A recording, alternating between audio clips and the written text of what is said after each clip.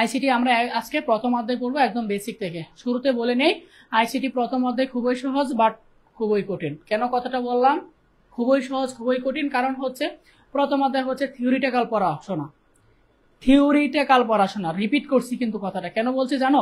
Mathematical time পড়াশোনা করলে মজা লাগে, পরীক্ষায় অল্প লিখে ফুল মার্ক পাওয়া যায়, কিন্তু এই থিওরিটিক্যাল কথাবার্তা তুমি যত ভালো করে লেখো না কেন, তুমি মনের একটা যে শান্তি, সেই শান্তিটা পাবা না এবং পরীক্ষা দেওয়া এসে তুমি বলতে পারবা না আমি এখানে ফুল মার্ক পাবো।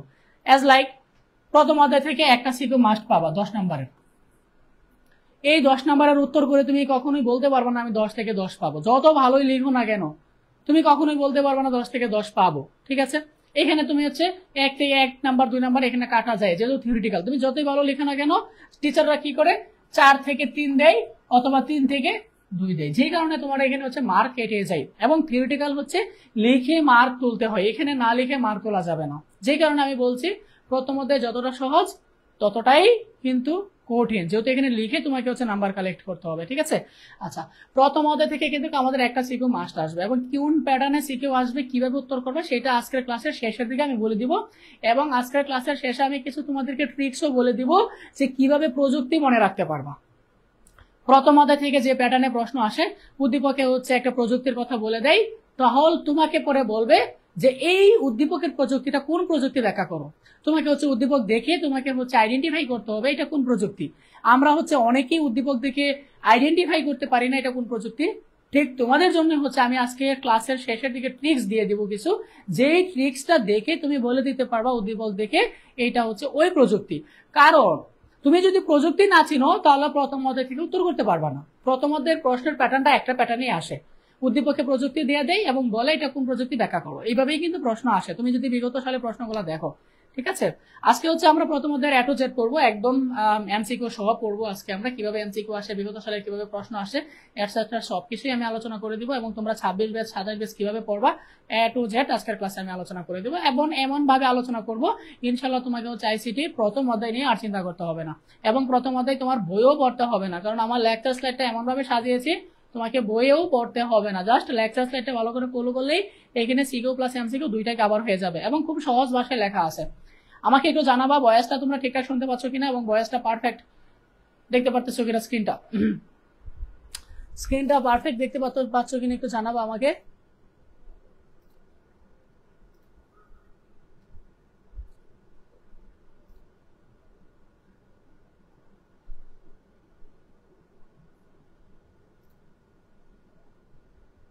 আচ্ছা, হোপফুলি হচ্ছে সবাই ঠিকঠাক শুনতে পারছো এবং দেখতে পাচ্ছ। স্যার তৃতীয় আর পঞ্চম অধ্যায়ের ক্লাসটা দিয়েন। আচ্ছা, আমরা তাহলে হচ্ছে শুরু করে দিই। দেখো, বিশ্বগ্রাম বা গ্লোবাল ভিলেজ, আমরা প্রথমে আলোচনা করব হচ্ছে বিশ্বগ্রাম বা হচ্ছে গ্লোবাল ভিলেজ নিয়ে, তাই না? আচ্ছা, গ্লোবাল ভিলেজ জিনিসটা কি একটু মজার সঙ্গে বলি। দেখো, গ্লোবাল বিশ্ব, তাই না? ভিলেজ মানে হচ্ছে গ্রাম। বিশ্বটাকে এক কবি গ্রামের সাথে তুলনা করছে। কেন? দেখো, আগেকার দিনে যেটা হতো, যখন হচ্ছে কমিউনিকেশন সিস্টেমটা এতটা হার্ড ছিল না, এখন যেমন হচ্ছে আমরা ওভার দ্য ফোন করলে হচ্ছে এক জায়গায় বসে দেশের যে কোনো জায়গায় হচ্ছে আমরা যোগাযোগ করে ফেলতে পারি, তখন কিন্তু এরকম ছিল না। তখন যেটা হইতো, একটা জায়গার খবর আরেক জায়গায় পৌঁছানোর জন্য মানুষ সরাসরি ফেস টু ফেস গিয়ে হচ্ছে কথা বলতো। ঠিক আছে, এখন তুমি একটু অন্যভাবে চিন্তা করো। তুমি যদি একটা মানুষের সাথে ফেস টু ফেস গিয়ে একটা নিউজ পৌঁছাতে চাও, খবর পৌঁছাতে চাও, কথা বলতে চাও, কতটুকু এরিয়া জুড়ে তুমি করতে পারবা? সর্বোচ্চ গেলে একটা গ্রাম, তুমি একটা গ্রামের মানুষের সাথে ফেস টু ফেস তুমি কথা বলতে পারবা। তুমি যদি হচ্ছে দূরে কোথাও যোগাযোগ করতে চাও অনেক সময় সাপেক্ষ হবে, রাইট? যেই কারণে কবি কি করছে, বিশ্বটাকে একটা গ্রামের সাথে তুলনা করছে, এই জন্য যে আমরা চাইলেই এখন ঘরে বসে বিশ্বের যে কোনো মানুষের সাথে যোগাযোগ করে ফেলতে পারতেছি। একজ্যাক্ট আগে যেমন হচ্ছে গ্রামের মানুষের সাথে আমরা যোগাযোগ করতে পারতাম, এরকম এখন আমরা ঘরে বসে বিশ্বের যে কোনো মানুষের সাথে আমরা যোগাযোগ করতে পারতেছি। ঠিক আছে, যেই কারণে কবি বিশ্বটাকে একটা গ্রামের সাথে তুলনা করছে। এটাকে বলা হচ্ছে বিশ্বগ্রাম বা হচ্ছে গ্লোবাল ভিলেজ। বিশ্বগ্রাম বা হচ্ছে গ্লোবাল ভিলেজ। আশা করছি গ্লোবাল ভিলেজটা কেন কি, এই থিমটা কই থেকে আসছে তোমরা বুঝতে পারছো। থিমটা হচ্ছে এটাই যে আগেকার দিনে আমরা কি করতাম, শুধু একটা গ্রামের সাথে কমিউনিকেশন করতে পারতাম, এখন আমরা বিশ্বের সাথে কমিউনিকেশন করতে পারতেছি। কেমনে করতে পারতেছি? ইন্টারনেটের ফলে। আরো যুগগুলো আধুনিক হওয়ার কারণে আমরা হচ্ছে ঘরে বসে যোগাযোগ করতে পারতেছি, তাই না? এখানে এই কথাগুলো লেখা আছে যে গ্লোবাল ভিলেজ মানে হলো পুরো পৃথিবীকে যেন একটা ছোট গ্রামের মতো করে মনে হওয়া। ঠিক আছে, পুরো পৃথিবীটাকে একটা গ্রামের মতো মনে হওয়া। ঠিক ঠিক আছে, যে এত ছোট করে চিন্তা করছে যেন হচ্ছে আমরা যেভাবে একটা গ্রামে ইজিলি কমিউনিকেট করতে পারি সেমন ভাবে বিশ্বের যে কোনো মানুষের সাথে আমরা ঘরে বসে কমিউনিকেট করতে পারি। ঠিক আছে, এখানে এই কথাটা বলছে যে গ্লোবাল ভিলেজ মানে হলো যদি 1 নাম্বার প্রশ্নে আসে গ্লোবাল ভিলেজ কি, জ্ঞানমূলক প্রশ্নে যদি আসে গ্লোবাল ভিলেজ কি, তাহলে কি উত্তর দিবা? গ্লোবাল ভিলেজ মানে হলো পুরো পৃথিবী যেন একটা ছোট গ্রামের মতো, এটাই হচ্ছে গ্লোবাল ভিলেজ। ঠিক আছে, যেমন প্রযুক্তি, ইন্টারনেট আর যোগাযোগ ব্যবস্থার কারণে দূরের মানুষও এখন মুহূর্তেই কাছে চলে আসছে, তাই না? আমরা এখন চাইলেই ঘরে বসে যে কোনো মানুষের সাথে সরাসরি যোগাযোগ করতে পারতেছি, তাই পৃথিবী ছোট হয়ে একটা গ্রামের মতো মনে হয়। বুঝতে পারছো? এটাই হচ্ছে মূলত গ্লোবাল ভিলেজের ধারণা। এখানে আমি একটা সুন্দর একটা পয়েন্ট লিখে রেখেছি। পয়েন্টটা কি বলছে? গ্লোবাল ভিলেজের জনক হচ্ছে মার্শাল ম্যাকলুহান। এমসিকিউ এর জন্য হুইচ ইজ ভেরি ইম্পর্টেন্ট, একটু নোট করে ফেলতে হবে এটা। গ্লোবাল ভিলেজের জনক কে? গ্লোবাল ভিলেজে মানে এই যে ধারণাটা কে দিছে, এই ধারণাটা দিছে হচ্ছে মার্শাল ম্যাকলুহান। গ্লোবাল ভিলেজের জনক হচ্ছে মার্শাল ম্যাকলুহান। তিনি কানাডিয়ান ও একজন দার্শনিক ছিলেন। যদি এমসিকিউতে আসে, যেহেতু এখন প্যাটার্নটা চেঞ্জ হয়েছে যে কারণে আমাদের একটু ব্রিফ পড়তে হবে, প্যাটার্ন চেঞ্জ হচ্ছে, কোশ্চেন কোয়ালিটি ডেভেলপ হয়েছে আগের চেয়ে, যেহেতু এগুলো ডেভেলপ হয়েছে এই জন্য আমাকে একটু ব্রিফ পড়তে হবে। আগে যেমন আমরা শুধু এতটুকু পড়িয়েছি যে গ্লোবাল ভিলেজের জনককে, এগুলো আর পড়াইনি। এগুলো কেন লাগতেছে? কারণ এখন প্যাটার্নটা আরো হার্ড হচ্ছে। এখন তোমাকে এই ইনফরমেশন গুলাও জানতে হবে যে মার্শাল ম্যাকলুহান কোন দেশীয় ছিলেন? কানাডার ছিলেন। মার্শাল ম্যাকলুহান কোন দেশের ছিলেন? কানাডিয়ান ছিলেন। এবং তিনি কি ছিলেন? তিনি হচ্ছে একজন দার্শনিক ছিলেন। তিনি কি পদার্থবিদ ছিলেন? তিনি কি পরিসংখ্যানবিদ ছিলেন? তিনি কি চিকিৎসক ছিলেন? না, তিনি দার্শনিক ছিলেন। তিনি ছিলেন হচ্ছেন একজন দার্শনিক। তাহলে আশা করছি গ্লোবাল ভিলেজ নিয়ে তোমাদের আর কারো কোনো প্রশ্ন থাকার কথা না। আমি গ্লোবাল ভিলেজ স্লাইডটা আরেকবার রিভাইজ দিচ্ছি। গ্লোবাল ভিলেজ হচ্ছে পুরো পৃথিবীকে যেন একটা গ্রামের মতো করে মনে হওয়া, এটাই হচ্ছে গ্লোবাল ভিলেজ। প্রযুক্তি, ইন্টারনেট আর যোগাযোগ ব্যবস্থার কারণে দূরের মানুষও এখন মুহূর্তেই কাছে চলে আসে, তাই পৃথিবী ছোট হয়ে একটা গ্রামের মতো মনে হয়। আর এই থিমটা কে তৈরি করছে? Marshall McLuhan. তার বাড়ি কোথায়? কানাডা। তিনি কি ছিলেন? একজন দার্শনিক ছিলেন। আশা করছি এখান থেকে যেভাবে প্রশ্ন আসে উত্তর করতে পারবা। ঠিক আছে, নেক্সট এবার আমরা দেখবো হচ্ছে গ্লোবাল ভিলেজের সুবিধা কি। গ্লোবাল ভিলেজ হওয়ার পরে আমরা কি কি অ্যাডভান্টেজ পাইছি, কি কি সুবিধা আমাদের হয়েছে। গ্লোবাল ভিলেজের প্রথম যে সুবিধাটা সেটা হচ্ছে মুহূর্তের মধ্যে বিশ্বের যে কোনো স্থানের যে কোনো ব্যক্তির সাথে আমরা যোগাযোগ করতে পারি, তাই না? আমি যদি এখন চাই আমেরিকার কারোর সাথে যোগাযোগ করতে, ইটস পসিবল। আমি যদি এখন চাই ব্রাজিলের কারোর সাথে যোগাযোগ করতে, ইটস পসিবল। বিশ্বের যে কোনো মানুষের সাথে আমি ঘরে বসেই যোগাযোগ করে ফেলতে পারতেছি। বিশ্বের যে কোনো দেশের সম্পর্কে, তাদের সংস্কৃতি সম্পর্কেও কি আমরা জানতে পারতেছি।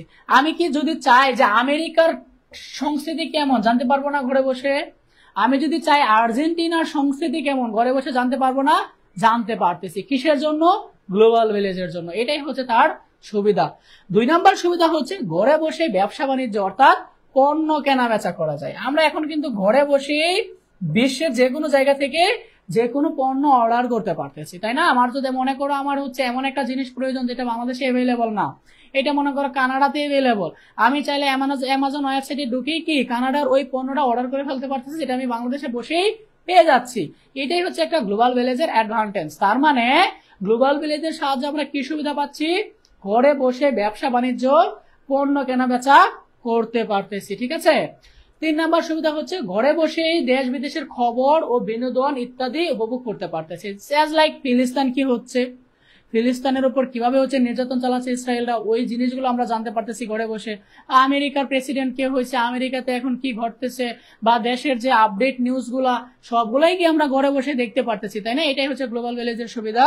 তারপরে হচ্ছে ঘরে বসে ফ্রিল্যান্সিং করে উপার্জন করতে পারতেছি, তাই না? যেমন আমি ঘরে বসেই আমেরিকার কোনো একটা কোম্পানিতে চাকরি করতে পারতেছি, ঘরে বসে কানাডার কোনো একটা কোম্পানিতে রিমোট জব করতে পারতেছি, তাই না? এই সবগুলাই হচ্ছে কি গ্লোবাল ভিলেজের সুবিধা।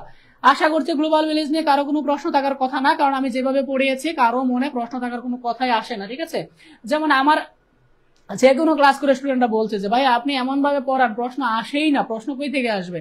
ঠিক আছে, দেখো এবার আমরা যেটা দেখবো সেটা হচ্ছে গ্লোবাল ভিলেজের অসুবিধা। কি দেখবো বলো? গ্লোবাল ভিলেজের অসুবিধা দেখবো। আমরা এতক্ষণ সুবিধা দেখছিলাম, প্রত্যেকটা জিনিসেরই মনে রাখবা কিছু অ্যাডভান্টেজ আছে, ডিসঅ্যাডভান্টেজও আছে, সুবিধাও আছে, অসুবিধাও আছে। অসুবিধা কি? অসুবিধা হচ্ছে হ্যাকিং করে তথ্য চুরি করে নিয়ে যায়, ফলে অনেক ঝামেলায় পড়তে হয়। যতটা সুবিধা হয়েছে ঠিক তেমনও কি কঠোরও হয়েছে। তুমি মনে করো হচ্ছে এমন কিছু তোমার হচ্ছে কনফিডেন্সিয়াল ডাটা আছে যেগুলো হচ্ছে অন্য কেউ দেখে ফেললে তোমার ঝামেলায় করতে হবে। ইন্টারনেটের ফলে কি তথ্যগুলো চুরি হওয়ার সম্ভাবনা থাকে, এটা হচ্ছে একটা অসুবিধা। 2 নম্বর অসুবিধা হচ্ছে ফেক নিউজ প্রকাশের মাধ্যমে সমস্যা তৈরি হয়। ফেক নিউজ বলতে কি বোঝায় জানো? এটা একটা ফেক নিউজ হবে, ফেক না, এখানে টাইপিং মিস্টেক আছে, এটা ফেক নিউজ হবে। ফেক নিউজ প্রকাশের মাধ্যমে সমস্যা তৈরি হয়, তাই না বলো? প্রচন্ড ফেক নিউজ প্রপাগন্ডা আছে, অনলাইনে আছে না প্রপাগন্ডা, ফেক নিউজ, এগুলোতে আমাদের ঝামেলা করতে হয়। 3 নাম্বার অসুবিধা হচ্ছে অনলাইনে বেশি সময় দেওয়ার কারণে সত্যিকারের বন্ধুর চেয়ে ভার্চুয়াল বন্ধুর সংখ্যা বাড়তে পারে। কথাটা কি আমাকে বুঝাইতে হবে না? তোমরা ইতিমধ্যে জানো আমাদের জেনারেশনে কি ছিল, বিকাল হলে ক্রিকেট খেলতাম, ফুটবল খেলতাম, আমাদের ফেস টু ফেস কমিউনিকেশন হতো, ঘরে বসে ভালো না লাগলে বন্ধুর বাসায় যেতাম, বন্ধুর আম্মার সাথে এমন আচরণ করতাম যেন হচ্ছে ওনার কাছে মনে হইতো আমিও ওনার ছেলে। কিছু খেতে চাইলে ডিরেক্ট বলতাম আন্টি এই জিনিসটা খেতে ইচ্ছা করতেছে, আন্টি বানিয়ে দেন, ডিরেক্ট বলতাম। আমরা এখনকার জেনারেশন এগুলো জানিই না, আমাদের জেনারেশন এই জিনিসগুলো ছিল। একদম ফ্রেন্ডের বাসায় চলে যেতাম, আন্টির সাথে আঙ্কেলের সাথে এমন আচরণ করতাম মনে হতো যেন উনি আমার মা বাবা, ওনারাও এমন বিহেভিয়ার করতো যে আমরাই ওনাদের ছেলে মেয়ে, এমন আচরণ করতো। একসাথে খেলতে যেতাম, একসাথে ঘুরতে যেতাম, আরো কত কিছু ছিল যেটা হচ্ছে এখন আস্তে আস্তে এগুলা হারিয়ে যাচ্ছে।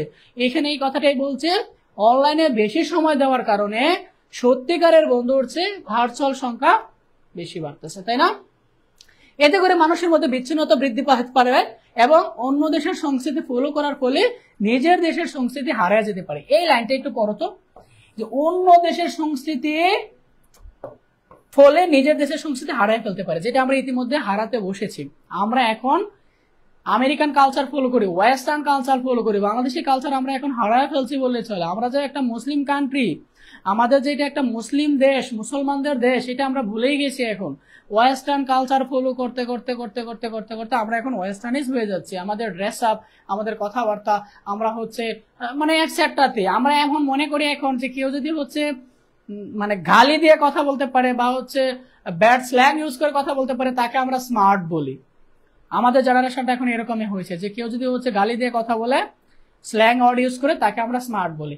আমি একটা কথা বলি, সবাই মাইন্ড করিও না, আমি অ্যাজ এ ফ্রেন্ড হিসেবে তোমাদের সাথে এই কথাটা বলতেছি। আমি যখন ইউনিভার্সিটি ফার্স্ট ইয়ারে যাই, আমার ফ্রেন্ডরা দেখতাম হচ্ছে যে সামটাইমস হচ্ছে, আমি এখন যে ওয়ার্ডটা বলবো এটা তোমরা ইগনোর করবা, ঠিক আছে? যেই ফ্রেন্ডটা, যে মেয়ে ফ্রেন্ডটা হচ্ছে যে ক্লাস নোট করার সময় বা আড্ডা দেওয়ার সময় ভাল বলতো, ওদেরকে আমি তখন মনে করতাম ও মনে হয় খুব স্মার্ট, ও মনে হয় হচ্ছে ওর ফ্যামিলি স্ট্যাটাস মনে হয় অনেক হাই, ওর বাবা মনে হয় অনেক বড় চাকরি করে। আমার কাছে এমনটা মনে হইতো, তখন মনে হইতো ইউনিভার্সিটি ফার্স্ট ইয়ার 2018 এর কথা, 2018 সালের কথা, তখন আমার কাছে এটা মনে হইতো। এবং আমাদের জেনারেশনটা এখন এমনটাই হয়েছে যে কেউ যদি এতটা বাজে ওয়ার্ড ইউজ করতে পারে, স্ল্যাং ওয়ার্ড ইউজ করতে পারে, তাদেরকে আমরা হাই বলি। এই সংস্কৃতিটা কিন্তু আমরা এখন হারাতে বসেছি, তাই না? আমরা এখন এই সংস্কৃতিটা হারাতে বসেছি। যাই হোক, দেখো তারপরে হচ্ছে আমাদের গ্লোবাল ভিলেজ নিয়ে আলোচনা শেষ। গ্লোবাল ভিলেজ কি পড়ে ফেললাম, সুবিধাও পড়ে ফেললাম, অসুবিধা পড়ে ফেললাম। আশা করছি গ্লোবাল ভিলেজ থেকে যে কোনো প্রশ্ন আসুক তোমরা উত্তর করতে পারবা। এবার আমরা যেটা পড়বো, এবার আমরা পড়বো হচ্ছে স্যাটেলাইট সম্পর্কে, ঠিক আছে? Which is very important, satellite. আচ্ছা, আশা করছি হচ্ছে তোমরা বুঝতেছো, কারো কোথাও অসুবিধা হওয়ার কথা না। আচ্ছা, আমরা এবার কি আলোচনা করব? স্যাটেলাইট সম্পর্কে আলোচনা করব। স্যাটেলাইট জিনিসটা কি? একটা কৃত্রিম উপগ্রহ, ঠিক আছে? স্যাটেলাইট জিনিসটা কি? একটা কৃত্রিম উপগ্রহ, এটা হচ্ছে স্যাটেলাইট সম্পর্কে আমি আগে ছোট ধারণা নিই, পরে আমি হচ্ছে থিওরিটিক্যাল কথাবার্তার দিকে আসতেছি। দেখো তোমরা হচ্ছে যে এর নাম শুনছো না, কি যেন দৌড় ভুলে গেছে নামটা, আরে রিসেন্টলি যে ইন্টারনেটের একটা ইয়ে আসছে,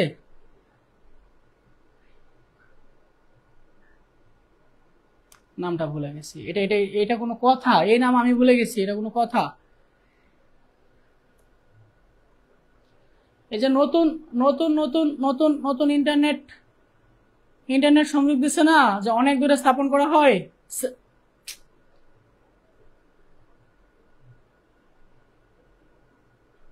এটা কোনো কথা? এই নামটা আমার মনে আসতেছে না, এটা কোনো কথা?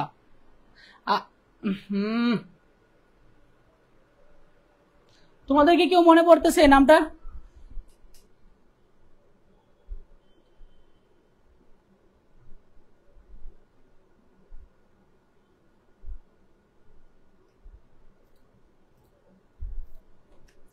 তোমাদের কি নামটা মনে পড়তেছে?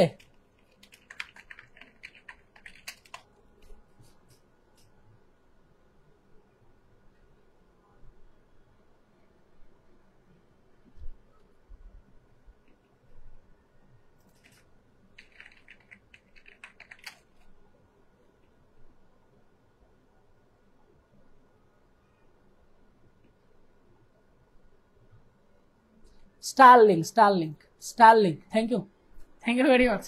এই সহজ নামটা মনে আসতেছিল না, বুঝতে পারছো?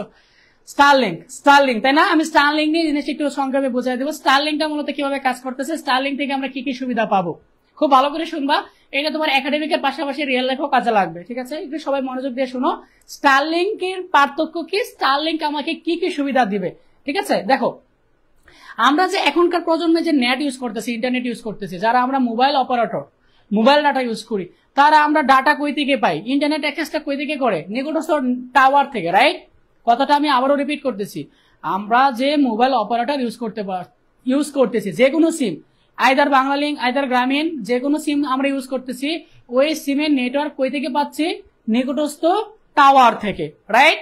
যে কারণে কি হচ্ছে, আমরা যারা ঢাকাতে বসবাস করতেছি, আমরা অলওয়েজ 4G 5G পাচ্ছি, বাট দূরবর্তী অবস্থানে যারা বসবাস করতেছে, সে লাইক হচ্ছে রাঙ্গামাটি, খাগড়াছড়ি, প্রত্যন্ত অঞ্চলগুলোতে যারা অবস্থান করতেছে, ওরা কিন্তু পর্যাপ্ত নেটওয়ার্ক পায় না। ওইখানে গেলে দেখবো যে সিমে নেটওয়ার্ক আসে না।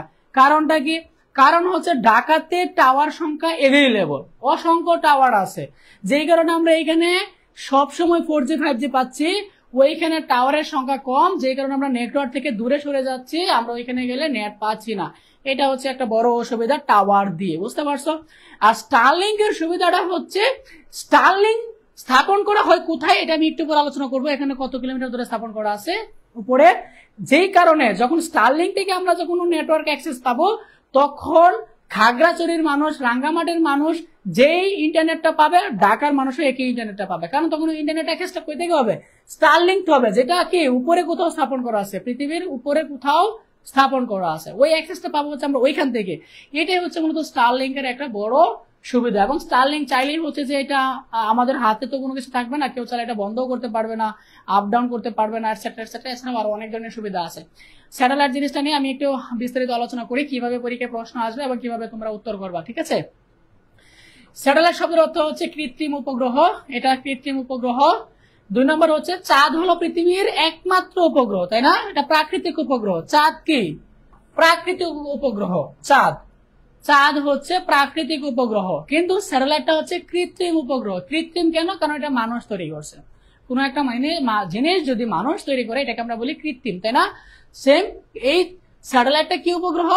স্যাটেলাইটটা হচ্ছে কৃত্রিম উপগ্রহ, বুঝতে পারছো?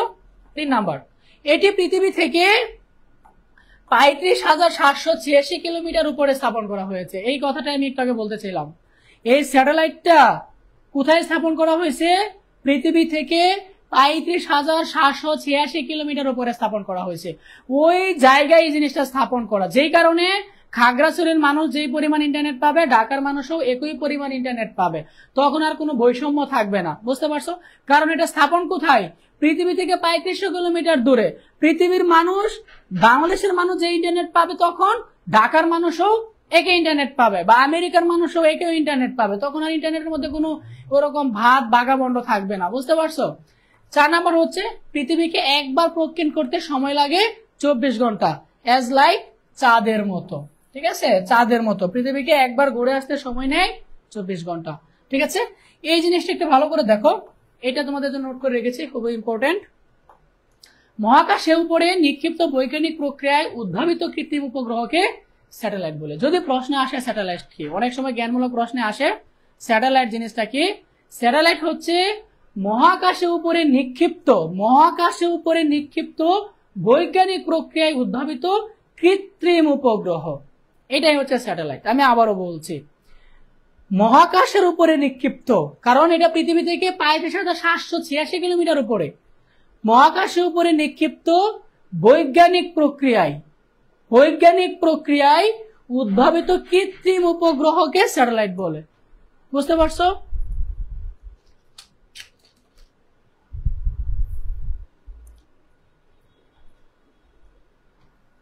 বুঝতে পারছো? এই সংজ্ঞাটা একটু ভালো করে দেখো, কারণ স্যাটেলাইট কি যদি এটা জ্ঞানমূলকে আসো তাহলে যেন এটা তোমার মতো করে উত্তর দিতে পারো।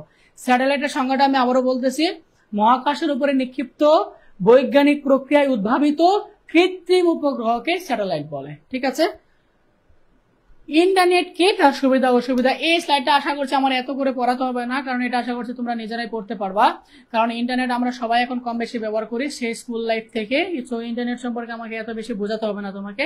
তবে পরীক্ষায় হলে যদি আসে অল্প করে যেন লিখতে পারো, এটার জন্য আমি হালকা পাতলা আলোচনা করে দিচ্ছি তোমাদেরকে। ঠিক আছে, দেখো ইন্টারনেট কি, সুবিধা কি, অসুবিধা কি। ইন্টারনেট হচ্ছে বিশ্বের সব কম্পিউটার ও ডিভাইসকে একে অপরের সাথে যুক্ত করে তথ্য আদান প্রদানের একটা বৈশ্বিক নেটওয়ার্কে হচ্ছে ইন্টারনেট। আমরা ইন্টারনেটের ফলেই কি করতে পারতেছি, একে অপরের সাথে ডাটা ট্রান্সফার করতে পারতেছি। ঠিক আছে, ইন্টারনেটের ফলে আমি এখান থেকে কথা বলতেছি, তোমরাও এখান থেকে শুনতে পারতেছো, আমাকে দেখতে পারতেছো। এই যে ডাটা আমি ট্রান্সফার করতেছি তোমরা দেখতেছো, এটাই কিসের ফলে হয়েছে, ইন্টারনেটের ফলে হয়েছে। লাইক আমি তোমাকে একটা ডাটা পাঠাবো হোয়াটসঅ্যাপে, এটা কিসের ফলে, ইন্টারনেটের ফলে। ঠিক আছে, এই যে আমি আমার ডিভাইস থেকে তোমার ডিভাইসে হোয়াটসঅ্যাপে হোক, মেসেঞ্জারে হোক, ইমোতে হোক, টেলিগ্রামে হোক, যে কোনো ভায়া যে কোনো মেথড ব্যবহার করে যদি ডাটা ট্রান্সফার করি, এটাই হচ্ছে ইন্টারনেট। ঠিক আছে, এটা এখানে এই কথাটা বলছে যে বিশ্বের সব কম্পিউটারে, ইন্টারনেটের ফলে তুমি বিশ্বের যে কোনো কম্পিউটারে ডাটা পাঠাতে পারবা, যে কোনো ডিভাইসে ডাটা পাঠাতে পারবা, তাই না? যে সব কম্পিউটার বা হচ্ছে ডিভাইসে একে অপরের সাথে যুক্ত করে তুমি যে কোনো মিডিয়া দিয়ে যুক্ত হতে পারো, হোয়াটসঅ্যাপ দিয়ে যুক্ত হতে পারো, টেলিগ্রাম দিয়ে যুক্ত হতে পারো, মেসেঞ্জার দিয়ে যুক্ত হতে পারো, যে কোনো মিডিয়া দিয়ে যুক্ত হতে পারো। যুক্ত করে তথ্য আদান প্রদানের একটা বৈশ্বিক নেটওয়ার্কে আমরা বলবো হচ্ছে ইন্টারনেট। ঠিক আছে, সহজভাবে বললে ইন্টারনেট হলো এমন একটা ব্যবস্থা যেখানে পৃথিবীর যে কোনো জায়গা থেকে মুহূর্তে তথ্য পাওয়া এবং হচ্ছে তথ্য পাঠানো যায়, তাই না? আমরা চাইলে এখন ঘরে বসে যে কোনো তথ্য পাঠাতে পারতেছি এবং তথ্য রিসিভও করতে পারতেছি, তাই না বলো? যেমন তোমরা যদি বলো ভাই আজকের ক্লাসের লেকচার স্লাইডের পিডিএফটা দিয়ে দিবেন, আমি চাইলে তোমাদেরকে এখন সাথে সাথে দিয়ে দিতে পারবো না, তোমরা ডিরেক্ট পেয়ে যাবে না, অবশ্যই পেয়ে যাবে। এটাই হচ্ছে ইন্টারনেট। ইন্টারনেট নিয়ে তো আলোচনা করার কিছু নেই। আমরা এবার আস্তে আস্তে হচ্ছে প্রযুক্তির দিকে ঢুকতেছি। ঠিক আছে, এই প্রযুক্তিটা আমাকে ভালো করে জানতে হবে। টেলিকনফারেন্সিং কি, ভিডিও কনফারেন্সিং কি। ঠিক আছে, আমি গল্পের মতো করে বলে দিব।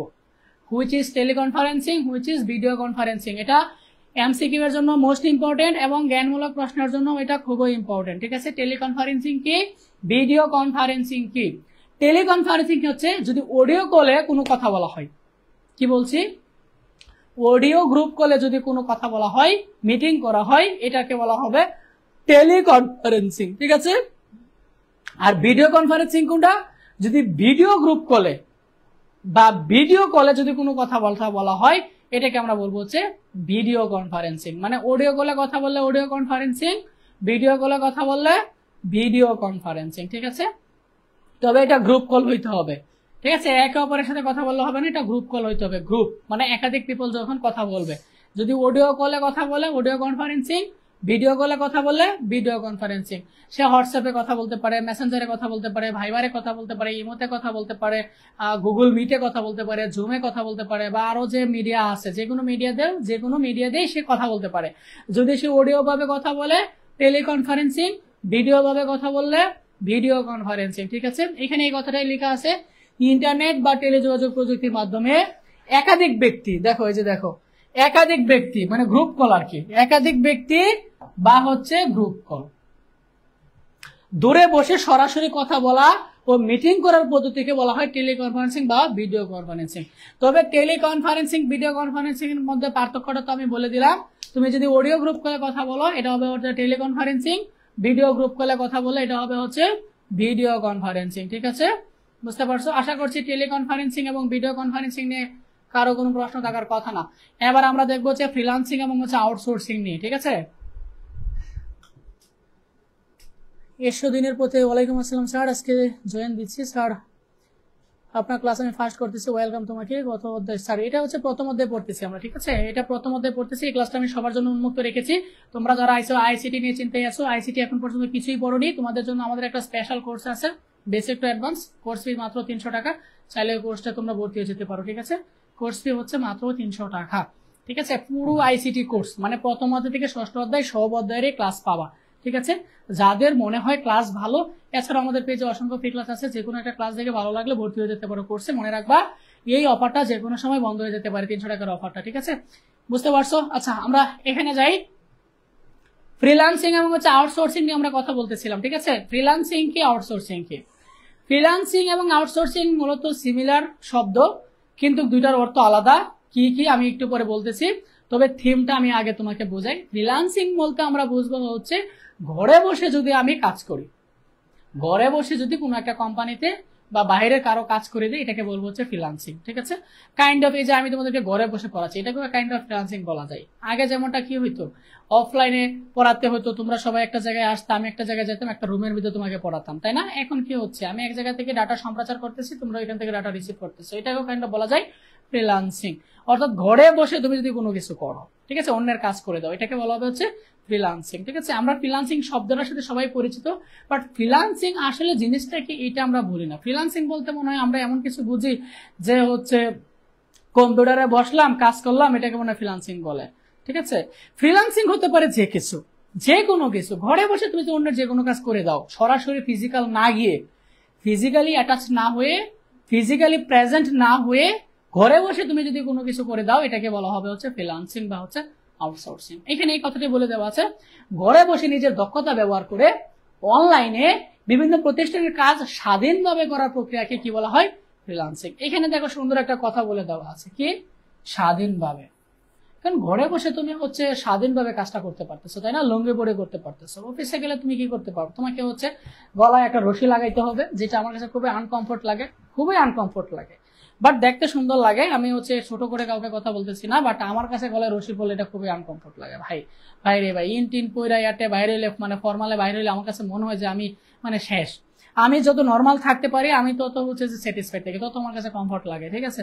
আচ্ছা যাই হোক, দেখো, এবং ফ্রিল্যান্সিং জব করার একটা সুবিধা আছে, তুমি হচ্ছে কি করতে পারবা, কি করতে পারবা বলো? লুঙ্গি পরেই তুমি অফিস করতে পারবা, ঠিক আছে। আচ্ছা, ফ্রিল্যান্সিং জিনিসটাকে আমি আবারও বলি, ঘরে বসে নিজের দক্ষতা ব্যবহার করে অনলাইনে বিভিন্ন প্রতিষ্ঠানের কাজ স্বাধীনভাবে করার প্রক্রিয়াকে আমরা কি বলবো? ফ্রিল্যান্সিং বলবো, ঠিক আছে। ফ্রিল্যান্সিং জিনিসটা কি বুঝতে পারছো? আর একটা কথা তোমাদেরকে বলি, অনেকেই প্রশ্ন করো ভাইয়া ডেফিনেশন কিভাবে দিব? সংজ্ঞা, সংজ্ঞা মানে হচ্ছে কোনো একটা টার্মকে সংজ্ঞায়িত করা, কোনো একটা টার্মকে সংজ্ঞায়িত করা, এটাই হচ্ছে সংজ্ঞা। তুমি যে কোনো ভাবে এটাকে সংজ্ঞায়িত করতে পারো, ঠিক আছে। আমি এখানে কিভাবে লিখে রেখেছি, তোমার বইয়ে কিভাবে লিখেছে, তোমার কলেজ টিচার কিভাবে পড়িয়েছে, এটা কোনোটাই ফলো করার দরকার না। তুমি এক্সাক্ট ওই টার্মটা কি বুঝছো সেই আলোকে তুমি যদি হচ্ছে জিনিসটাকে ডিফাইন করে দাও, সংজ্ঞায়িত করে দাও, এটাকেই হবে হচ্ছে সংজ্ঞা, বুঝতে পারছো? যেমন এখানে আমি আমার মতো করে ফ্রিল্যান্সিং এর সংজ্ঞা লিখে রেখেছি, এখানে যে ফ্রিল্যান্সিং এর সংজ্ঞাটা লিখে রেখেছি এটা আমি আমার মতো করে লিখে রেখেছি যে ফ্রিল্যান্সিং জিনিসটা কি।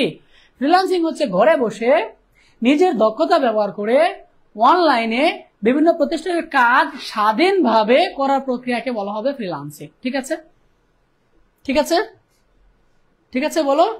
এবার আমরা দেখবো যে ই লার্নিং। ই লার্নিং থেকে এবার হচ্ছে ময়মনসিংহ বোর্ডে না, ঢাকা বোর্ডে মনে হয়, ঢাকা বা হচ্ছে রাজশাহী বা কোনো একটা বোর্ডে এবার ই লার্নিং থেকে একটা প্রশ্ন আসছে, ঠিক আছে। উদ্দীপকে একটা প্রযুক্তি বলে দেওয়া ছিল এবং বলেছিল এটা কোন প্রযুক্তি ব্যাখ্যা করো। E learning. ই লার্নিং জিনিসটা কি?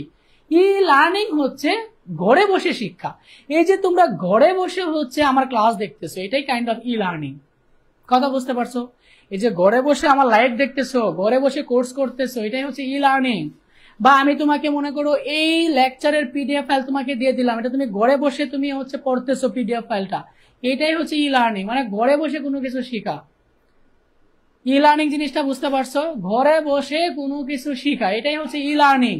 ঘরে বসে আমার ক্লাস করতেছো, ঘরে বসে আমার পিডিএফ লেকচার ফলো করতেছো, ঘরে বসে আমার একটা বই পড়তেছো, মনে করো আমার একটা বইয়ের পিডিএফ তোমাকে দিলাম, এটা তুমি ঘরে বসে পড়তেছো, এটাই হচ্ছে ই লার্নিং, বুঝতে পারছো? ঘরে বসে ইন্টারনেটে একটা উপন্যাসের পিডিএফ পড়তেছো, এটাই হচ্ছে ই লার্নিং, মানে ঘরে বসে শিক্ষা। এক কথায়, এক কথায় ঘরে বসে শিক্ষা, এটাই হচ্ছে ই লার্নিং, ঠিক আছে। এখানে এই কথাটা বলা আছে যে ইন্টারনেটে ও প্রযুক্তির মাধ্যমে অনলাইনে শিক্ষা গ্রহণ করাকে বলা হয় ই লার্নিং। অনলাইনে ইন্টারনেটের মাধ্যমে ঘরে বসে অনলাইনে শিক্ষা গ্রহণ করাকে বলা হয় ই লার্নিং। আশা করছি বুঝতে পারছো। সহজভাবে বললে মোবাইল বা কম্পিউটার ব্যবহার করে অনলাইনে পড়াশোনা করাটাই হচ্ছে ই লার্নিং। কথা ক্লিয়ার না ভেজাল আছে বলো? সহজভাবে বললে মোবাইল বা কম্পিউটার ব্যবহার করে অনলাইনে পড়াশোনা করাই হচ্ছে ই লার্নিং। মানে অনলাইনে তুমি যদি পড়াশোনা করো, অনলাইন থেকে তুমি যদি কোনো কিছু শিখো ঘরে বসে, এটাকে বলা হচ্ছে ই লার্নিং। ঠিক আছে, আমরা কিছু ই লার্নিং এর সুবিধা দেখবো যে আমাদের ই লার্নিং এর ফলে কি কি সুবিধা হয়েছে। ঠিক আছে, কারণ তোমাকে যখন ই লার্নিং ব্যাখ্যা করতে বলবে যে ই লার্নিং দিয়ে লিখো 3 নাম্বার, তখন কিন্তু ই লার্নিং এর সংজ্ঞা দিয়ে দিলে হবে না। যখন তুমি 3 নাম্বারের জন্য ই লার্নিং ব্যাখ্যা করবা, তখন তার সুবিধা অসুবিধাগুলোও বলে দিতে হবে, তাহলে তুমি 3 নাম্বার পাবা। ঠিক আছে, ই লার্নিং এর সুবিধা কি? ই লার্নিং এর সুবিধা হচ্ছে শারীরিকভাবে শ্রেণীকক্ষে উপস্থিত থাকতে হয় না। যেমন তোমরা যারা এখানে ক্লাস করতেছো, শারীরিকভাবে কি উপস্থিত হতে হয়েছে? না, ঘরে বসে ঘরোয়া ভাবে যে কোনো ভাবে তুমি বসে আমার ছোট বোন বা আমি কি করতাম, আমি যদি অনলাইনে কোনো যেমন করোনা পিরিয়ডে আমাদের অনলাইনে ক্লাস হয়েছে, তখন কি করতাম, আমার পা থাকতো আমার খাড়ের উপরে, আমার মাথা থাকতো চেয়ারে, আমার হাত থাকতো এতে, স্ক্রিন থাকতো এক জায়গায়, আরামসে বসে হচ্ছে ক্লাস করতাম, তাই না বলো? এবং আমরা জানি তোমরা অনেকে এইভাবে করতেছো ক্লাস, পা হচ্ছে বেডের উপরে শুয়ে, অনেকেই শুয়ে বসেও ক্লাস করতেছো। আচ্ছা যাই হোক, দেখো ই লার্নিং এর সুবিধা হচ্ছে এই যে শুয়ে বসে ঘরে বসে শারীরিকভাবে উপস্থিত না থেকে ক্লাস করা যায়, এটা হচ্ছে ই লার্নিং এর সুবিধা, তাই না?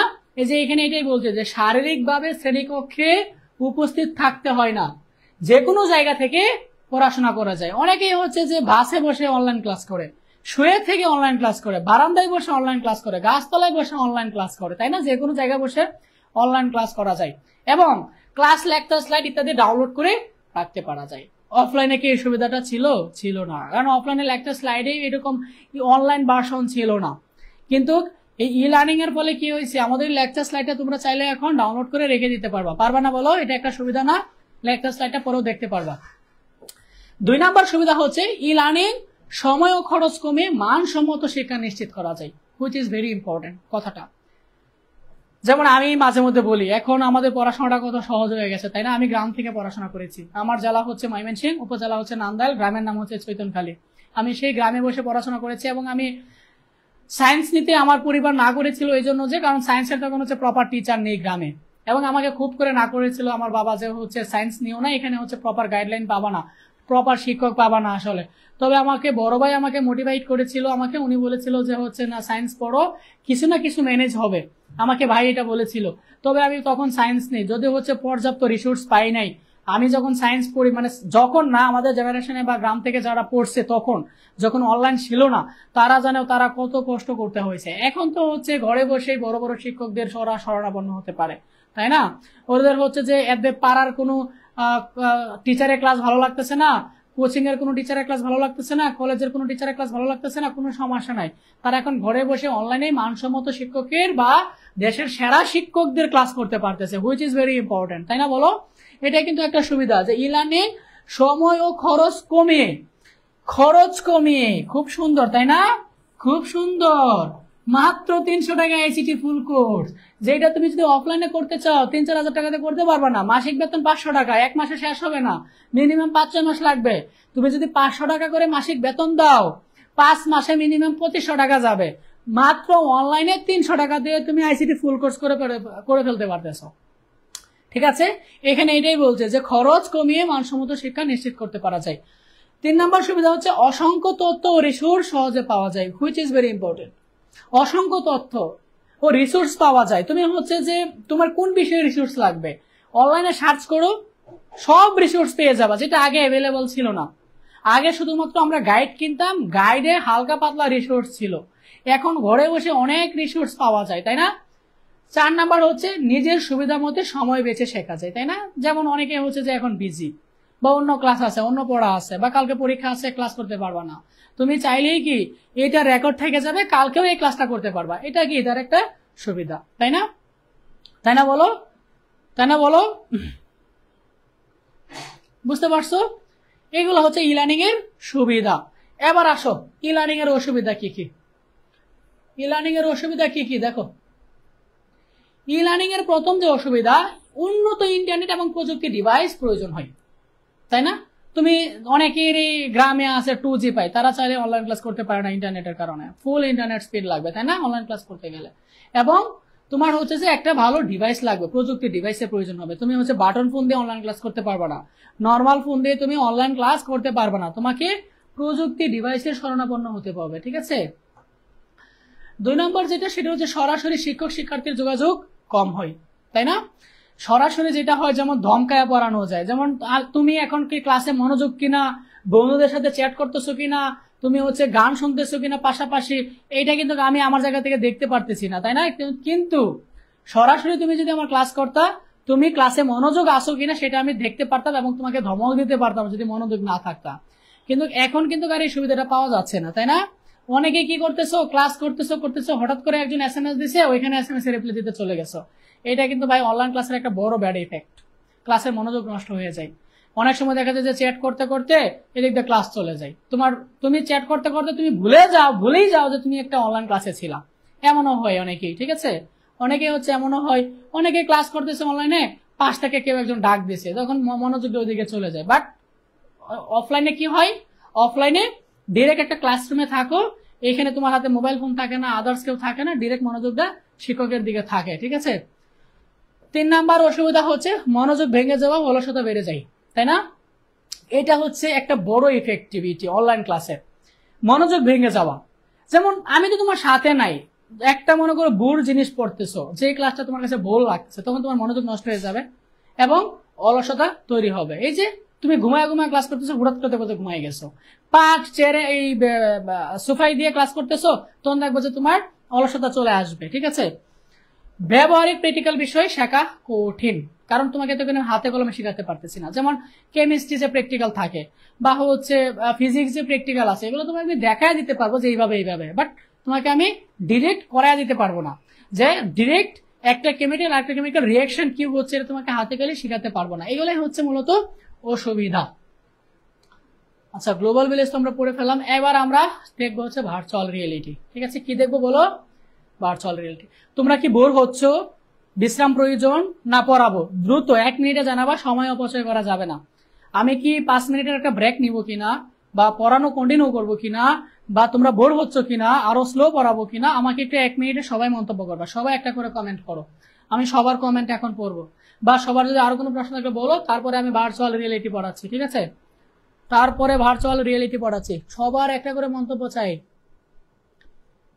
সবার একটা করে মন্তব্য চাই।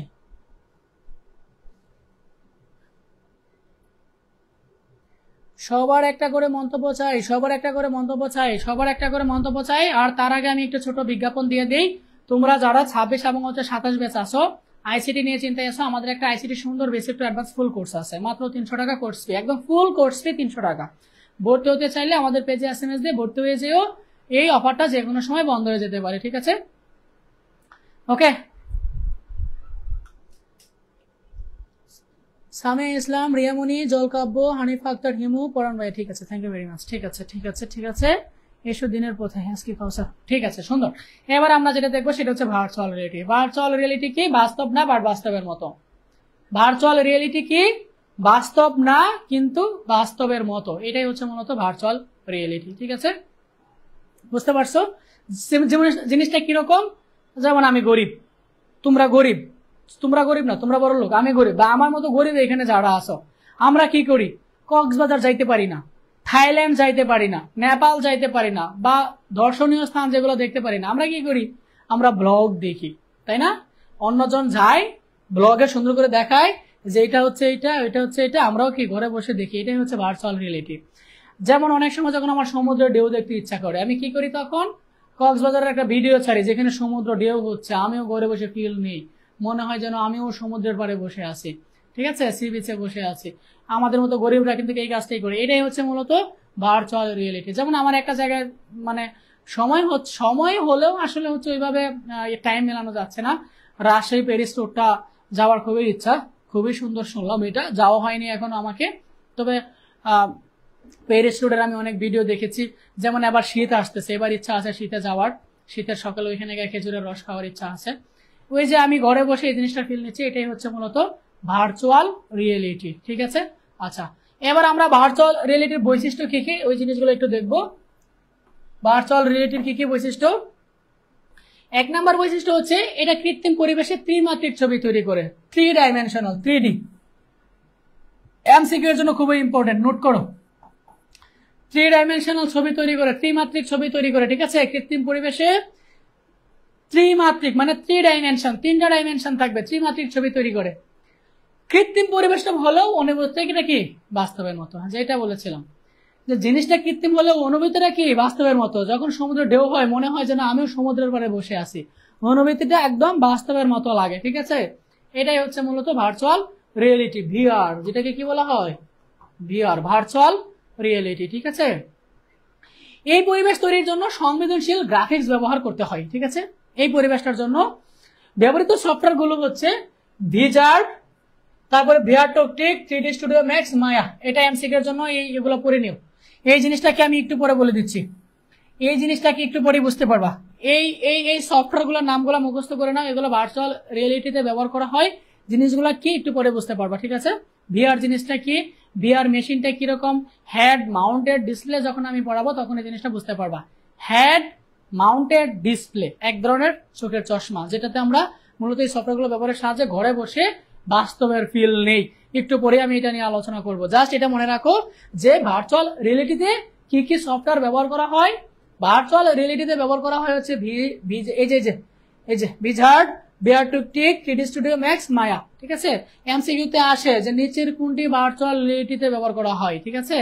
নিচের কোনটি ভার্চুয়াল রিয়েলিটিতে ব্যবহার করা হয়। এই যে আমরা চলে আসছি হেড মাউন্টেড বিশেষ চশমা, ঠিক আছে। তোমরা হচ্ছে এই জিনিসটা সম্পর্কে আরো বেশি জানতে হলে ইউটিউবে ভার্চুয়াল রিয়েলিটির একটা ভিডিও দেখতে পারো, যে ভার্চুয়াল রিয়েলিটি ব্যবহার করে হচ্ছে ঘরে বসে কিভাবে হচ্ছে কাজ করতে পারতেছে। আমি তোমাকে 1 মিনিটে একটা ছোট্ট ওভারভিউ দিচ্ছি ভার্চুয়াল রিয়েলিটি জিনিসটা কি। ভার্চুয়াল রিয়েলিটি হচ্ছে এমন একটা জিনিস, এটা হচ্ছে ঘরে বসে যে কোনো প্রশিক্ষণ নেওয়া যায়, যে কোনো কাজ করে ফেলা যায়। এটা কেমনে সম্ভব? তুমি চাইলে ভার্চুয়াল রিয়েলিটির মাধ্যমে ঘরে বসে বিমান প্রশিক্ষণ নিতে পারবা, মোটর ড্রাইভিং প্রশিক্ষণ নিতে পারবা, বাস চালানো প্রশিক্ষণ শিখতে পারবা, জাহাজ চালানো প্রশিক্ষণ শিখতে পারবা, যে কোনো প্রশিক্ষণ তুমি ঘরে বসে শিখতে পারবা ভার্চুয়াল রিয়েলিটির মাধ্যমে। এটা কিভাবে? এটা হচ্ছে হেড মাউন্টেড ডিসপ্লে এক ধরনের বিশেষ চশমার সাহায্যে। এটার নাম কি? Head mounted display. এই এক ধরনের বিশেষ চশমার সাহায্যে হচ্ছে তুমি ঘরে বসে প্রশিক্ষণ নিতে পারবা। এই যে আমি একটু আগে কিছু সফটওয়্যার নাম বলেছিলাম না, এই সফটওয়্যার গুলা ব্যবহার করে হেড মাউন্টেড ডিসপ্লের সাথে কানেক্ট করে তুমি চাইলে ঘরে বসে ওই প্রশিক্ষণগুলো নিতে পারো। ব্যাপারটা কিরকম হবে জানো? তুমি যখন ওই সফটওয়্যারের সাথে হেড মাউন্টেড ডিসপ্লেটা কানেক্ট করবা, হেড মাউন্টেড ডিসপ্লে হচ্ছে চোখের এক ধরনের চশমা। তুমি যখন ওই চশমাটা কানেক্ট করবা তখন তুমি হারায় যাবা একটা কল্পনার জগতে। তোমার কাছে মনে হবে তুমি আসলে ওই জায়গাটাতেই আসো, তোমার চোখের সামনে এমন এমন জিনিসগুলো দেখা যাবে, মনে হবে তুমি ওই জায়গাতে আসো। মনে হবে তুমি মনে করো বিমান চালানো শিখতেছো। আবারও বলছি, মনে করো তুমি বিমান চালানো শিখতেছো। তুমি যখন সফটওয়্যারের সাথে ওই হেড মাউন্টেড ডিসপ্লেটা কানেক্ট করবা তখন সাথে সাথে তোমার মনে হবে তুমি বিমানে বসে আসো, বিমানের স্টিয়ারিং ধরে আসো এবং বিমানের পথ সামনে আসে, এবার তুমি বিমান চালাবা। তুমি যে তোমার ঘরে আসো এটা তুমি ভুলে যাবা। কল্পনা করতে পারছো ঘটনাটা? যারা ঘটনাটা কল্পনা করতে পারোনি তোমাদের জন্য আমি আবারও বলছি, তুমি যখন এই বিশেষ চশমাটা চোখে লাগাবা এবং তুমি যখন বিমান চালানোর প্রশিক্ষণ নিতে যাবা তখন তোমার কাছে মনে হবে তুমি একটা বিমানের ভিতরে বসে আসো এবং তুমি বিমান চালনা করতেছো। তুমি যে তোমার রুমে আসো এটা তুমি ভুলে যাবা। ওই জিনিস লাগানোর পরে তুমি ওই দুনিয়াতে চলে যাবা, ঠিক আছে। এই হেড মাউন্টেড ডিসপ্লেটার কাজে হচ্ছে মূলত হচ্ছে ওই রকম, যে কারণে আমরা কি করতে পারতেছি, ঘরে বসেই আমরা ওই প্রশিক্ষণটা নিতে পারতেছি। তুমি যখন হচ্ছে যে ওই জিনিসটা লাগায় প্রশিক্ষণ নিবা, এক্সাক্ট তোমার কাছে মনে হবে আমি ডিরেক্ট রিয়েল লাইফে তুমি হচ্ছে বিমান চালাচ্ছ, এই জিনিসটাই তোমার কাছে ফিল হবে। বুঝতে পারছো? যেই কারণে আমরা ঘরে বসে প্রশিক্ষণ নিতে পারতেছি। এবং এই জিনিসটা হচ্ছে ব্যবহারের সময় তোমাকে হচ্ছে কিছু জিনিস ব্যবহার করতে হবে। কি কি? হাতে একটা ডেটা গ্লাভস ব্যবহার করতে হবে, হ্যান্ড গ্লাভস ব্যবহার করতে হবে, তারপরে তোমাকে হচ্ছে বডি স্যুট ব্যবহার করতে হবে। এই জিনিসগুলো কেন ব্যবহার করতে হবে জানো? কারণ তুমি তো ভাই তোমার রুমে আসো, কিন্তু তুমি যখন হচ্ছে যে ওই জিনিসটা লাগাবা তোমার কাছে মনে হবে তুমি ওই জগতে আসো, তুমি রাস্তায় গাড়ি চালাচ্ছ। তুমি রাস্তায় গাড়ি চালাতে গিয়ে তোমার কাছে তুমি কি করবা জানো? রুম থেকে হাঁটাহাঁটি শুরু করবা, এবং রুম থেকে যখন হাঁটবা রুমের বামে কি আছে ডাইনে কি আছে তোমার এটা মনে হবে না। তোমার কাছে মনে হবে তুমি ওই ফিলে, তুমি ওই রাস্তায় আসো। যেই কারণে অনেক সময় হচ্ছে রুমে তুমি হচ্ছে কোনো কিছুর সাথে আঘাত খাইতে পারো, দেয়ালের সাথে আঘাত খেতে পারো, বা রুমে যদি হচ্ছে দরজা থাকে বাইরের দিকে গিয়ে পড়ে যেতে পারো, কারণ তোমার কাছে তো মনে হবে না তুমি রুমে আসো। রুমের কোনো কিছু তো তুমি তখন দেখবা না, তখন তুমি দেখবা কি ওই যে ওই জায়গায় তুমি যে জিনিসটা শিখতেছো তুমি ওই জায়গায় ওই পরিবেশে আসো। যেই কারণে হচ্ছে তোমাকে এই জিনিসগুলো তোমাকে ব্যবহার করতে হবে, এই যে বডি সুইট গুলা, হ্যান্ড গ্লাভস গুলা, এগুলা ব্যবহার করে হচ্ছে ওই হেড মাউন্টেড ডিসপ্লেটা ব্যবহার করতে হবে, ঠিক আছে। ভার্চুয়াল রিয়েলিটির একটা বড় ব্যবহার হচ্ছে টেলিপ্রেজেন্স। ভার্চুয়াল রিয়েলিটির একটা বড় বৈশিষ্ট্য হচ্ছে টেলিপ্রেজেন্স। টেলিপ্রেজেন্সটা কি? টেলিপ্রেজেন্সটা হচ্ছে মূলত এই ধরনের ভার্চুয়াল রিয়েলিটি ব্যবহারকারীর সামনে দূরবর্তী কোনো বাস্তব পরিবেশকে কৃত্রিমভাবে উপস্থাপন করা হয় এবং দূরবর্তী ওই বাস্তব পরিবেশে একটি রোবট উপস্থিত থাকে। ভার্চুয়াল পরিবেশ ব্যবহারকারী যা করবে দূরবর্তী স্থানের বাস্তব পরিবেশ উপস্থিতির উপর তার অনুকরণ করে কাজ করবে। এটা কি বলা হচ্ছে? টেলিপ্রেজেন্স। জাস্ট এই লাইনটা পড়ো যে দূরবর্তী স্থানের বাস্তব পরিবেশে অবস্থিত রোবট তৈরি অনুকরণ করে কাজ করবে। মনে করো এমন একটা ঘটনা দূরে ঘটতেছে, ওই জিনিসটার গ্রাফিক্স ভিজুয়ালটা তোমার সামনে দেখানো হচ্ছে টিভির পর্দায়। এটাকে বলা হচ্ছে টেলিপ্রেজেন্স, যে তোমার প্রেজেন্স মানে তোমার সামনে নাই, প্রেজেন্ট নাই, দূরে কোথাও। অ্যাজ লাইক এটাকে তো আরো ভালো করে যদি আমি ব্রিফ করি, তোমরা যারা সিনেমা হলে গিয়ে সিনেমা দেখছো বা সিনেমা হলে গিয়ে মুভি দেখছো, অনেক সময় হচ্ছে যে তোমাদেরকে একটা চোখে একটা দিছে, এটাকে বলা হচ্ছে হেড মাউন্টেড ডিসপ্লে। ওই জিনিসটা লাগানোর পরে তুমি যখন পর্দায় তাকাইছো তখন তোমার কাছে মনে হয়েছে যে এই দৃশ্যগুলো এক্সাক্ট তোমার সামনে ঘটতেছে। কখনো কি এমন ফিল পাইছো সিনেমা হলে গিয়ে? বড় পর্দায় যখন মুভি দেখছো চোখে ওই হেড মাউন্টেড ডিসপ্লেটা লাগায়া, তুমি যখন বড় পর্দায় হেড মাউন্টেড ডিসপ্লেটা লাগায় তুমি যখন ছবি দেখবা, মুভি দেখবা, তখন পর্দায় যে দৃশ্যগুলো হবে তখন তোমার কাছে মনে হবে যে ওই দৃশ্যগুলো তোমার সামনে ঘটতেছে। যে সামনে হচ্ছে নায়ক নায়িকা বসে আছে, সামনে মারামারি করতেছে, তোমার কাছে মনে হবে না যে এটা পর্দায় ঘটতেছে, তোমার কাছে মনে হবে এটা তোমার সামনেই ঘটতেছে। এটাই হচ্ছে মূলত টেলিপ্রেজেন্স, যে মূলত ঘটনা ঘটে দূরে কোথাও, ওইটার রেকর্ডিংটা তুমি দেখতেছো টিভি পর্দায়, কিন্তু তোমার কাছে এটা বাস্তবের মতো মনে হচ্ছে গ্রাফিক্স ভিজুয়ালের কারণে। গ্রাফিক্স ভিজুয়ালের কারণে তোমার কাছে এটা বাস্তবের মতো মনে হয়েছে। এটাই হচ্ছে ভাইয়া টেলিপ্রেজেন্স। বুঝতে পারছো? এবং টেলিপ্রেজেন্স হচ্ছে ভার্চুয়াল রিয়েলিটির একটা বৈশিষ্ট্য। টেলিপ্রেজেন্স হচ্ছে ভার্চুয়াল রিয়েলিটির একটা বৈশিষ্ট্য। আশা করছি টেলিপ্রেজেন্স জিনিসটা কি তোমরা বুঝতে পারছো। ঠিক আছে, এবার আমরা দেখবো হচ্ছে খেলাধুলা ও বিনোদন ক্ষেত্রে ভার্চুয়াল রিয়েলিটি। টেলিপ্রেজেন্সে ভার্চুয়াল রিয়েলিটি নিয়ে আশা করছি কারো কোনো প্রশ্ন নাই।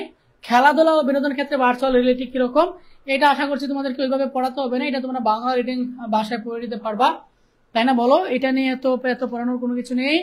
ব্যবসা ও বাণিজ্য ক্ষেত্রে ভার্চুয়াল রিয়েলিটি নিজেরা পড়তে পারবা, শিক্ষা গবেষণায় ভার্চুয়াল রিয়েলিটি পড়তে পারবা, চিকিৎসা ক্ষেত্রে ভার্চুয়াল রিয়েলিটি, এগুলো পড়ে নিও। ঠিক আছে, কারণ ভার্চুয়াল রিয়েলিটি যে জিনিসটা ইম্পর্টেন্ট এটা আমি পড়াই দিচ্ছি, সেটা হচ্ছে এই যে জিনিসটা যানবাহন চালানো প্রশিক্ষণে বা ড্রাইভিং প্রশিক্ষণে ভার্চুয়াল রিয়েলিটি। এটা থেকে একটা খ নাম্বার প্রশ্ন অনেকবার আসছে, এটাকে তোমরা 5 স্টার দিয়ে পড়তে পারো। ঠিক আছে, এটাকে তোমরা 5টা স্টার দিয়ে পড়তে পারো। ঠিক আছে, এটাকে তোমরা 5টা স্টার দিয়ে পড়তে পারো।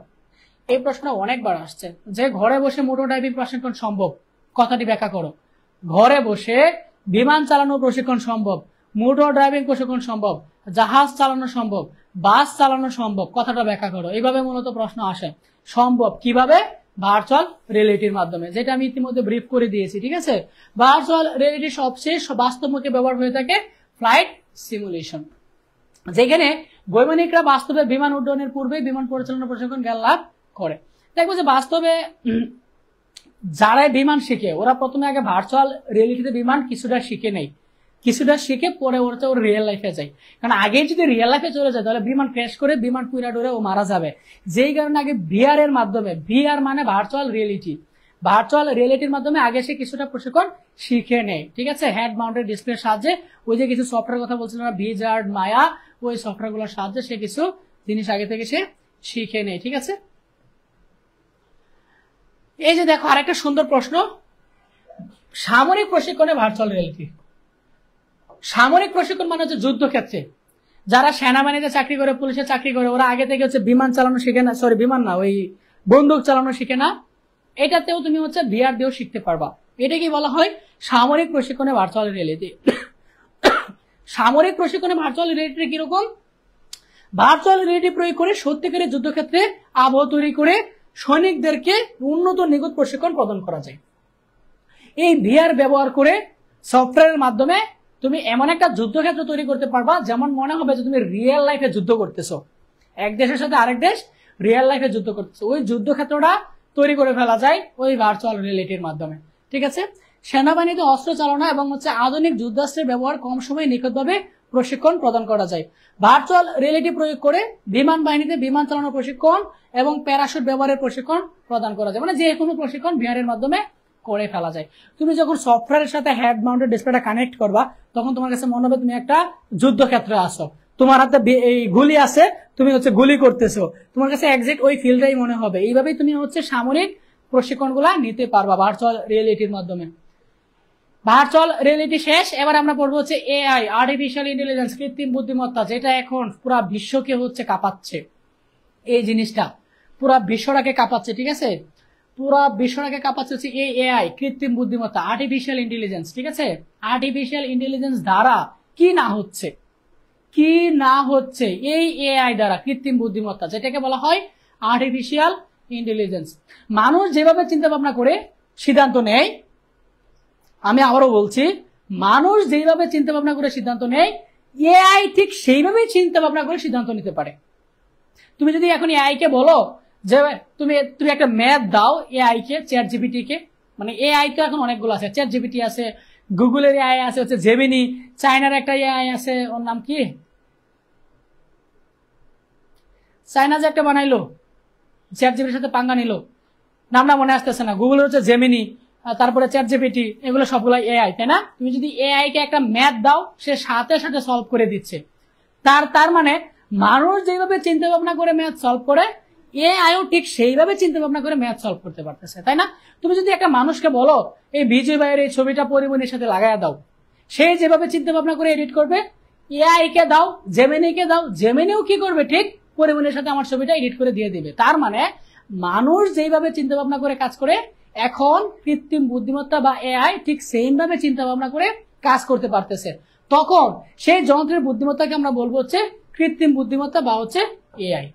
তার মানে আর্টিফিশিয়াল ইন্টেলিজেন্স বা এআই জিনিসটা কি, মানুষ যেভাবে চিন্তা ভাবনা করে কাজ করে ঠিক সেইভাবে যদি কোনো যন্ত্র চিন্তা ভাবনা করে কাজ করে তাকে আমরা বলবো হচ্ছে কৃত্রিম বুদ্ধিমত্তা বা আর্টিফিশিয়াল ইন্টেলিজেন্স বা হচ্ছে এআই। বুঝতে পারছো? অন্যভাবে বলা যায় কৃত্রিম বুদ্ধিমত্তা হলো মানুষের বুদ্ধিমত্তাকে মেশিনের সিমুলেশন করে যা মানুষের মতো চিন্তা ভাবনা করে সিদ্ধান্ত নিতে পারে। এইভাবে তুমি বলতে পারো যে এআই হলো মানুষের বুদ্ধিমত্তাকে মেশিনের সিমুলেশন করে ঠিক ওই রকম চিন্তা ভাবনা করে সিদ্ধান্ত নেয়। যেমনটা আমি ইতিমধ্যে বলেছি, তোমার একটা ভিডিও এডিটের প্রয়োজন, তুমি জাস্ট ওকে বলবা ভাই আমাকে ওই ভিডিওটা এইভাবে এডিট করে দাও, ঠিক তাকে এইভাবে এডিট করে দিবে। আরো ভালো করে যদি বুঝি, মনে করো আমাকে কেউ একজন প্রশ্ন করলাম, ভাই HTML কি, আমাকে কেউ একজন প্রশ্ন করলাম, আমাকে প্রশ্ন করলে আমি যেভাবে চিন্তা ভাবনা করে উত্তর দেব, তুমি এআই কে প্রশ্ন করো, এআইও ঠিক সেইভাবে চিন্তা ভাবনা করে উত্তর দেবে। তাহলে এআই জিনিসটা কি বুঝতে পারছে? এআই জিনিসটা কি, আশা করছি বুঝতে পারছো এআই জিনিসটা কি। কৃত্রিম বুদ্ধিমত্তার কি কি প্রয়োগ ক্ষেত্র আছে এগুলো যদি আমরা একটু দেখতে চাই। কৃত্রিম বুদ্ধিমত্তা প্রয়োগ ক্ষেত্র কি কি? Expert system, robotics, neural network, image processing, machine learning, fuzzy logic, natural language processing ইত্যাদি কৃত্রিম বুদ্ধিমত্তা প্রয়োগ করা হয়। কোথায় কোথায় কৃত্রিম বুদ্ধিমত্তা প্রয়োগ করা হয় এখানে লেখা আছে। এই সেক্টরগুলোতে কৃত্রিম বুদ্ধিমত্তা প্রয়োগ করার জন্য বিভিন্ন ধরনের প্রোগ্রামিং ভাষা ব্যবহার করা হয়। এইখান থেকে একটা এমসিকিউ মাস্ট পাবা, এখান থেকে একটা এমসিকিউ মাস্ট পাবা, নোট করে নাও। এখান থেকে একটা এমসিকিউ মাস্ট পাবা যে কৃত্রিম বুদ্ধিমত্তার প্রোগ্রামিং ল্যাঙ্গুয়েজ কি কি। কৃত্রিম বুদ্ধিমত্তা প্রোগ্রামিং ল্যাঙ্গুয়েজ হচ্ছে এটা LISP, ক্লিস্প, প্রলগ, C++, জাভা। ঠিক আছে, কৃত্রিম বুদ্ধিমত্তা প্রোগ্রামিং ল্যাঙ্গুয়েজ। এখান থেকে যে কোনো একটা দিবে যে নিচের কোনটি কোনটা, নিচের কোন প্রোগ্রামিং ল্যাঙ্গুয়েজ দিয়ে এআই ডেভেলপ করা হয় বা এআই এর জন্য প্রোগ্রামিং ভাষা কোনটা। ঠিক আছে, এখান থেকে এমসিকিউ আসবে প্রতি বছরই আসে। ঠিক আছে, এখান থেকে প্রতি বছরই এমসিকিউ আসে। তাহলে এআই কোথায় কোথায় ব্যবহার করা হয়? এআই ব্যবহার করা হচ্ছে এক্সপার্ট সিস্টেমে, রোবোটিক্সে, নিউরাল নেটওয়ার্কে, ইমেজ প্রসেসিং এ, মেশিন লার্নিং এ, ফাজি লজিকে এবং হচ্ছে NLP তে। NLP কি? ন্যাচারাল ল্যাঙ্গুয়েজ প্রসেসিং এ এআই ব্যবহার করা হয়। ঠিক আছে, বুঝতে পারছো? আমরা অনেক দূর আগে গেছি, আজকে মনে হয় না আর বেশি পড়ানো দরকার, কারণ আজকে আমরা শেষও করতে পারবো না, যদিও আমার টার্গেট ছিল শেষ করার। আমাদের কিন্তু মেইন টুইস্ট বাকি আছে। কালকের ক্লাসটা কেউ মিস করিও না, কারণ মেইন টুইস্ট হচ্ছে আমাদের এইগুলা, কারণ এই প্রযুক্তিগুলো থেকে প্রশ্ন আসে। ঠিক আছে, এই প্রযুক্তিগুলো থেকে প্রশ্ন আসে। রোবোটিক্স, তারপর হচ্ছে ক্রায়ো সার্জারি, তারপরে হচ্ছে বায়োমেট্রিক্স, জেনেটিক ইঞ্জিনিয়ারিং, তারপরে হচ্ছে ন্যানো টেকনোলজি। তারপরে যে টুইস্ট সেটা হচ্ছে এই যে সৃজনশীল প্রশ্ন উত্তর করার কিছু ট্রিক্স, সৃজনশীল প্রশ্ন উত্তর করার কিছু ট্রিক্স। এই স্লাইডটাই হচ্ছে মেইন টুইস্ট, কারণ এই স্লাইডটা তুমি যদি না পড়ো তাহলে মনে রাখবা প্রথম অধ্যায় পড়াটাই বৃথা, কারণ আমরা এই স্লাইডটা পড়ি হচ্ছে মূলত প্রযুক্তিগুলো চিনবো, যে কিভাবে চিনবো এই প্রযুক্তি ভার্চুয়াল রিয়েলিটি, কিভাবে চিনবো এটা আর্টিফিশিয়াল ইন্টেলিজেন্স, কিভাবে চিনবো এটা বায়ো ইনফরমেটিক্স, কিভাবে চিনবো এটা ক্রায়োসার্জারি, কিভাবে চিনবো এটা বায়োমেট্রিক্স, কিভাবে ন্যানো টেকনোলজি, কিভাবে হচ্ছে জেনেটিক ইঞ্জিনিয়ারিং। এই ট্রিক্সটা খুব ইম্পর্টেন্ট। কারণ কি জানো, প্রথম অধ্যায় থেকে তোমার যেভাবে প্রশ্ন আসে, উদ্দীপকে একটা প্রযুক্তি বলে দেয় এবং বলে এটা কোন প্রযুক্তি, আমি যেন হচ্ছে এই ট্রিক্স গুলো অ্যাপ্লাই করে খুব সহজে বলে দিতে পারি এটা কোন প্রযুক্তি। ঠিক আছে, এছাড়াও আমি কিছু হচ্ছে গুরুত্বপূর্ণ এমসিকিউ রেখেছি, এই স্লাইডটা এখানে নাই, সামনে আছে। প্রথম অধ্যায় থেকে যে কিছু গুরুত্বপূর্ণ এমসিকিউ কিভাবে আসে ওইগুলো আমি নেক্সট ক্লাসে আলোচনা করে দেবো। ঠিক আছে, সো নেক্সট ক্লাসটা আর ফ্রিতে তোমরা পাবা না, নেক্সট ক্লাসটা পেড ব্যাচে হবে। এইটাও কিন্তু আমাদের পেড ব্যাচের ক্লাস ছিল, তোমাদের জন্য হচ্ছে এটা আজকে আমরা ফ্রিতে নিয়েছি। যারা এখনো ভর্তি হওনি তারা দ্রুত ভর্তি হয়ে নিও। মনে রাখবা ICT A to Z full course মাত্র 300 টাকা। আবারও বলছি, ICT full course A to Z প্রথম অধ্যায় থেকে ষষ্ঠ অধ্যায় পর্যন্ত ফুল কোর্স মাত্র কয় টাকা? 300 টাকা। ভর্তি হতে কি করতে হবে? পেজে এসএমএস দিতে হবে। ঠিক আছে, আমি এটা গ্যারেন্টি দিব, তুমি যদি এই কোর্সটা ভালো করে করো তোমাকে আইসিটি নিয়ে আর চিন্তা করতে হবে না। ঠিক আছে, বুঝতে পারছো? সেই পর্যন্ত সবাই ভালো থাকো, সুস্থ থাকো, আল্লাহ হাফেজ।